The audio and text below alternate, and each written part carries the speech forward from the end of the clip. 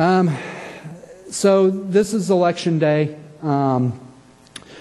in March. This was really kind of the last day of quiet that we had to just work on our approach, you know, what I've just described to you, because everybody knew that the day after this election, which ended up happening in March, Americans were going to start disappearing.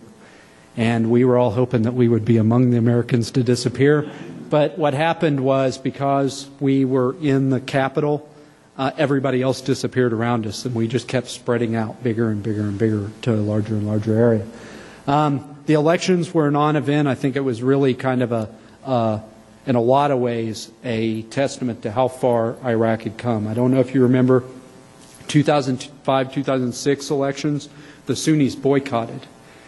And because they boycotted, they had no voice in the national government, and they really got railroaded for the next 3 years. So when this election happened, they knew they were not going to boycott this election. And they showed up in huge numbers. I mean, numbers that make me embarrassed as an American to say 60% turnout. They had like 70, 85% turnout. Every adult, I mean, practically, who could drag themselves to the poll turned out. They overwhelmingly, you know, again, how far America or Iraq had come, they overwhelmingly voted for a Shia.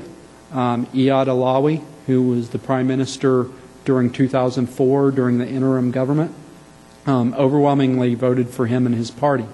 He's a secular Shia, you know, believes in kind of a unified Iraq with strong regions, and that the Sunnis responded to that. They respected him and they liked him. He actually won the election.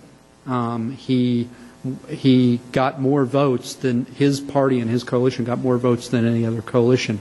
However, the Prime Minister, Nouri al-Maliki, his party, who came in second, made an alliance with Muqtada al-Sadr and the Sadrists and Jaish al-Mahdi, and together they formed a coalition government that froze out the Sunnis.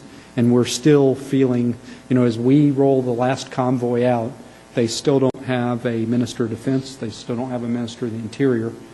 The day after we left, an arrest warrant was issued for the Vice President, the Sunni Vice President, Hashimi, who's the most powerful Sunni in the government. He's now fled to Kurdistan, and they're about to do a lot of growing in Iraq. It's either going to be the beginning of the Civil War, or it's going to be the beginning of something resembling power sharing. I hope for the latter, but I don't know how confident I am, because everywhere we went, we heard people jockeying for position and trying to keep the New Ba'ath Party alive and the JRTN alive and for the war that was coming. Whenever you would give them ammunition, you give them 1,000 rounds, you would see them use 500. The other 500 went into the war coffers for after we leave. So after we left, very briefly, I swear to God, I'm almost done. Very briefly, we ended up, originally we just had Tikrit and Adur. First, we took over Beji and Sharkat from 216, the Rangers, Task Force Ranger, who you'll know from Saving Private Ryan fame. They had this area. They left. We took over that area. In that area is the Beji oil refinery, which is really the Sunnis' chip in the game. Most of the gasoline for Iraq comes out of this one little refinery right here. And Kirkuk, which you hear a lot about, which is kind of the political football between the Arabs and the Kurds, it's right here. There's a big oil field, and then the pipe goes into here. And then some of the gas goes out for sale, and some of it goes down to Baghdad. It doesn't get piped out because there's a big racket where everybody's got their fingers in the trucking industry that trucks the gas around the country, and we fix the pipeline, and then terrorists blow it up. And we fix the railroad, and then terrorists blow it up. So everybody's got a finger in the pie, and it seems to work, and the gasoline flows. Everybody kind of gets their cut. In Sharkat, there's a big fight up there between the two sides of the river. The bridge was blown up at the beginning of the war by us. Oops. And so they can't get across the river. They've been trying to build it forever, but the district keeps switching from Saladin to Nineveh province. Every time money flows in to build the bridge, the district moves provinces and the money disappears, and then we got to start over.